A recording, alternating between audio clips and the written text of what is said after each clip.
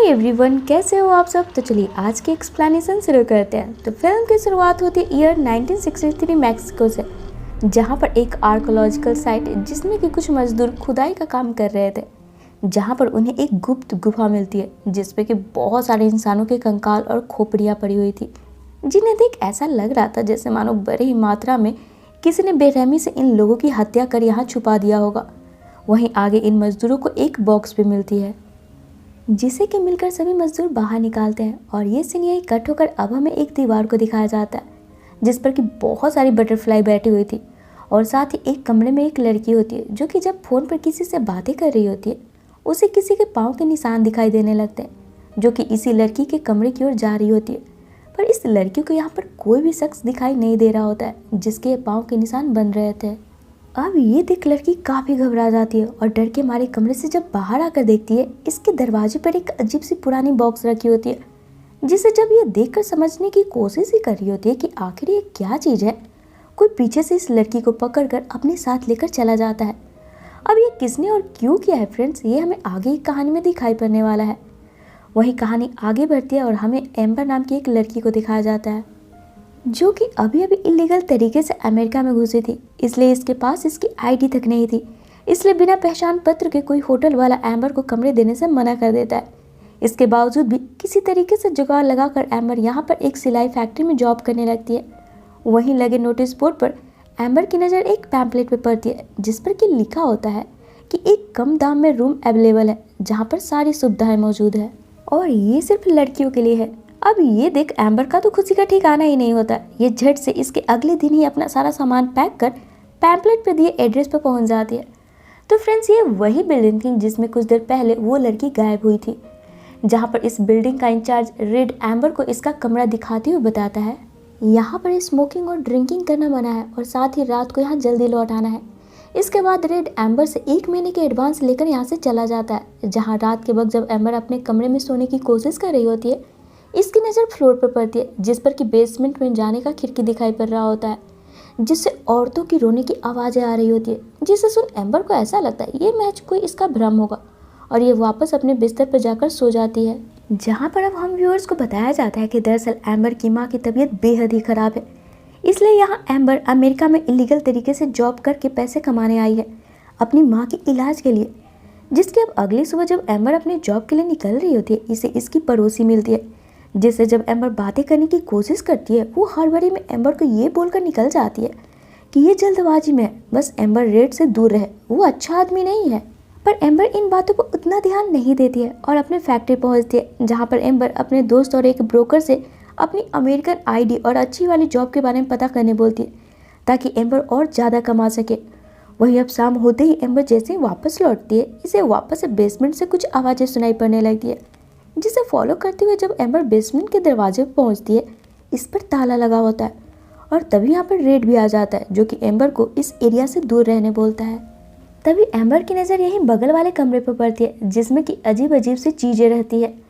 अब ये देख रेड फौरन ही इस कमरे का दरवाज़ा बंद करके एम्बर को फौरन यहाँ से जाने को बोलता है, ये बोलते हुए कि ये जगह रेंटर्स के लिए अलाउ नहीं है। जहाँ पर इन अजीब घटनाओं के बारे में सोचते हुए एम्बर रेड से बोलती है अब यह यहाँ पर रहना नहीं चाहती, इसलिए जितने दिन भी यहाँ रही है उतने दिन के पैसे को काट कर बाकी एडवांस वाले सारे पैसे रेड एम्बर को लौटा दे। जिस पर जवाब में रेड बोलता है पैसे तो खर्च हो गए हैं, अभी इसके पास कोई पैसे नहीं है। जिसे सुन एम्बर उदास होकर अपने कमरे में चली जाती है। तब हम व्यूअर्स को दिखाया जाता है अभी रेड ने जिस कमरे का दरवाज़ा बंद किया था वो वही कमरा होता है फ्रेंड जिसमें कि फिल्म की शुरुआत में हमने बहुत सारे बटरफ्लाई को देखा था। वहीं इधर एम्बर अब परेशान सी अपनी पड़ोसी के घर जाने सोचती है, जिसका दरवाज़ा जैसे ही एम्बर खुलवाती है वहाँ पर एक अजीब सी औरत खड़ी होती है जिसकी आंखें चमक रही होती है। अब ये देख एम्बर घबराई सी वापस आकर अपने बिस्तर पर सो जाती है। तब रात को सपने में एम्बर को इसकी माँ दिखाई पड़ती है और वही साइड में वही स्क्वायर बॉक्स होता है जो कि हमने फिल्म की शुरुआत में देखा था, जिससे कि अचानक कोई अजीब सा जीव निकलने का कोशिश कर रहा होता है। और ये सीन यहीं पर कट होकर अब अगली सुबह पर आती है, जहाँ इन घटनाओं से अब परेशान अपने फैक्ट्री वाले बॉस के पास जाकर एम्बर एडवांस मांगती है ताकि ये कहीं और शिफ्ट हो सके, क्योंकि इसने अपनी जमा पूंजी तो रेड को दे दी थी। अब यहाँ एडवांस के पैसे लेकर एम्बर अपने दोस्त को दे देती है ताकि इसकी दोस्त इसका अमेरिकन आईडी जल्द से जल्द बनवा दे और इसे अच्छा सा जॉब मिल सके। अब ये सब करते हुए एम्बर को आज रात को लेट हो जाती है, जिसके बाद जैसे ही अपने होटल ये पहुंचती है, यहाँ पर इसे कॉरिडोर में एक शख्स दिखाई पड़ता है जो कि दीवार पे अपना सिर पटक रहा होता है, जिसे इग्नोर करते हुए एम्बर जब आगे बढ़ती है, इसे दो नई लड़कियां दिखाई पड़ती है जो आज ही यहाँ पर शिफ्ट हुई थी और वो दोनों बैठकर ड्रिंक कर रही होती है। तभी यहाँ पर रेड आकर इन लड़कियों को इनके कमरे में सोने जाने बोल देता है। तब एम्बर रेड से पूछती है, यहाँ पर तो बॉयज अलाउ नहीं है ना, तो फिर ये नीचे वो शख्स कौन है जो कि दीवार पे अपना सर पटक रहा है? जवाब में रेड बताता है कि वो बंदा रेड का भाई है, उसकी दिमागी हालत कुछ खास ठीक नहीं है। और इतना बोल रेड यहाँ से चला जाता है। तब एम्बर को लगता है रेड यहाँ पर कुछ जरूर छुपा रहा है, जिसके बाद यहाँ पर एम्बर रात को छिपकर सबसे बेसमेंट के दरवाजे के बगल वाले कमरे में जाकर चेक करती है। तो यहाँ पर एम्बर देखती है कि यहाँ पर इंसानों को टॉर्चर करने वाले और ब्लैक मैजिक से रिलेटेड बहुत सारी चीज़ें रखी हुई है। अब इतना कुछ देखने के बाद एम्बर कंफर्म हो जाती है कि यहाँ कुछ तो गलत जरूर है, जिसकी जब अगली सुबह होते ही एम्बर अपनी फैक्ट्री वाली दोस्त को कॉल लगाने लगती है ताकि फिलहाल आईडी का काम रुकवा कर उन्हीं पैसों से ये कहीं और शिफ्ट हो सके, पर इसकी दोस्त कॉल नहीं उठाती है। तब फैक्ट्री जाने पर एम्बर को पता चलता है इसकी दोस्त तो जॉब छोड़कर चली गई, यानी कि एम्बर की दोस्त ने इसे धोखा दे दिया। इसके पैसे लेकर वो कहीं फरार हो चुकी है, जिसके बाद एम्बर अब निराश होकर वापस अपने होटल लौट आती है। तब इस बार वापस से एम्बर को औरतों की रोने और चीखने की आवाज़ें आने लगती है, और तो और इसे एक लड़की भी दिखाई पड़ती है जो कि जख्मी हालत में एम्बर से मदद की गुहार लगाने लगती है, जिसे देख एम्बर कुछ कर पाती। यहाँ पर वापस से वही आत्मा आ जाती है जो कि पिछली बार एम्बर को इसकी पड़ोस वाली लड़की के घर में दिखी थी, और वो जख्मी लड़की को खींचकर यहाँ से लेकर चली जाती है। जहाँ इन घटनाओं को देखकर एम्बर समझ जाती है कि ये होटल हॉन्टेड है, यहाँ पर भूतों का वास है। जिसके बाद अब एम्बर भागती हुई अपना पूरा सामान पैक कर शहर के दूसरे होटल में कमरे ढूंढने लगती है, पर चूंकि एम्बर के पास पर्याप्त पैसे नहीं थे, कोई भी इसे रूम नहीं दे रहा होता है। तब थक हार कर ये रेड को कॉल करके वापस अपने पैसे मांगती है, जिसे सुन रेड कुछ पैसे लेकर एम्बर के पास आता है और इसे दे भी देता है, और बाकी के पैसे के लिए इसे होटल आकर ले लेने को बोलता है। अब चूंकि एम्बर के पास कोई चारा नहीं था, ये रेड के साथ होटल लौट आती है, पर यहाँ पर कोई पैसा नहीं होता है। उल्टा रेड और इसका सरफिरा भाई एम्बर को डरा धमका कर इसे शराब पिलाते हुए चुपचाप यहीं रहने को बोलकर चला जाता है।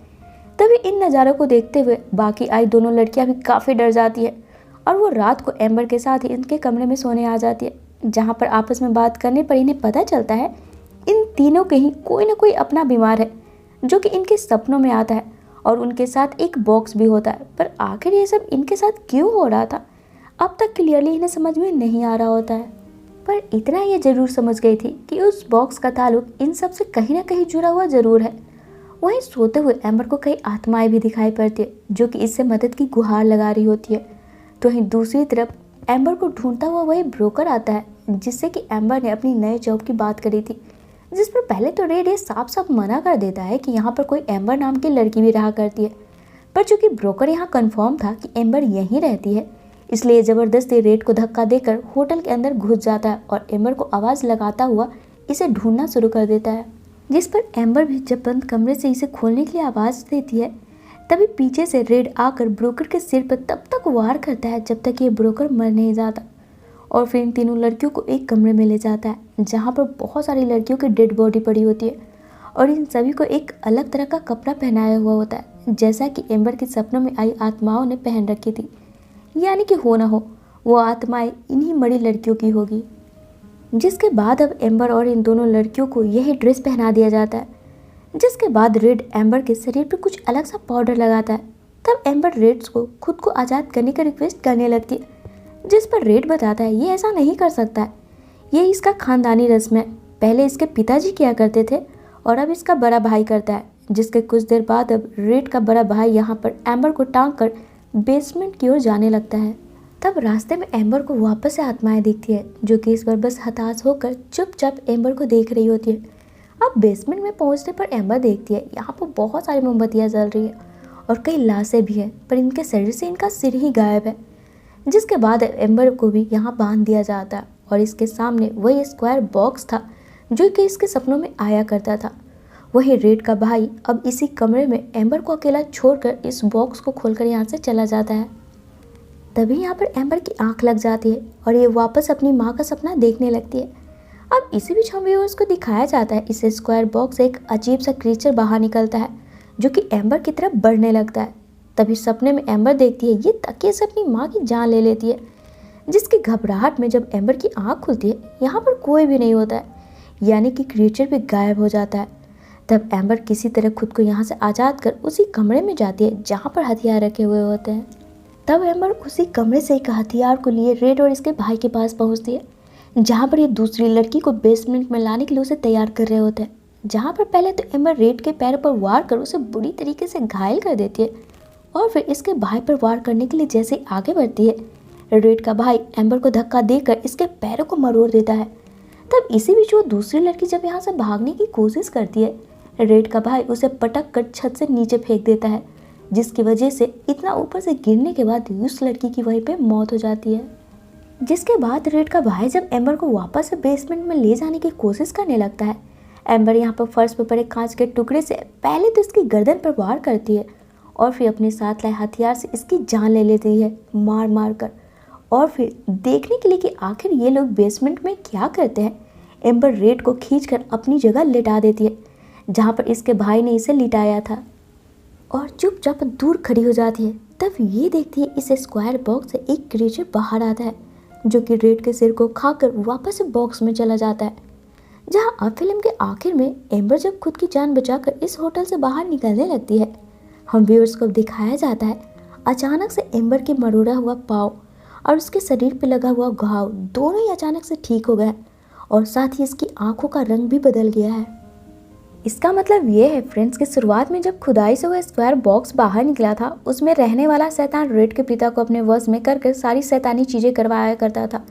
फिर उनके मरने के बाद ये काम रेड के बड़े भाई के माथे आ गया और जब एम्बर ने रेड के भाई की जान ले ली, अब उस शैतान ने एम्बर को अपने वश में कर लिया था ताकि अब इस शैतान की भूख एम्बर मिटाएगी, यूं ही बलि लाकर, जैसे कि रेड और उसका भाई किया करता था।